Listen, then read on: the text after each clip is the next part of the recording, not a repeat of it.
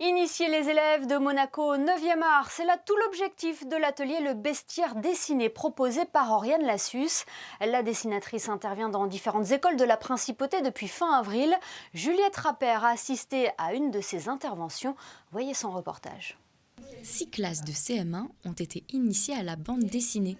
Du scénario à l'écriture, en passant par le dessin, ces classes de différentes écoles ont pu travailler ensemble autour de plusieurs ateliers. C'est 3 séances de travail effectivement auprès des élèves afin de réaliser un bestiaire dessiné. Un travail d'abord dans un premier temps de cadavre exquis et ensuite de description du personnage qui a été inventé par plusieurs mains, plusieurs esprits d'enfants qui enfin, comme c'est le cas aujourd'hui, sont réalisés en 6 cases de bande dessinée. Donc la première fois, je leur ai fait créer des personnages de manière aléatoire en mélangeant des animaux qu'ils avaient choisis.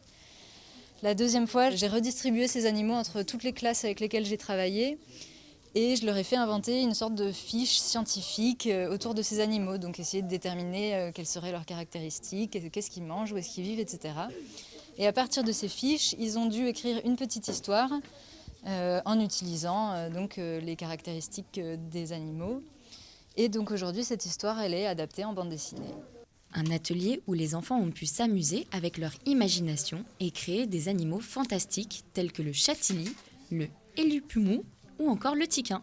J'ai eu ce nom d'idée parce qu'il avait un haut de corps qui ressemblait à un tigre et une queue de requin. Du coup, j'ai essayé de prendre des syllabes des 2 mots et de faire un nom pour lui trouver un nom. Et du coup, j'ai pris ti de tigre et quin de requin.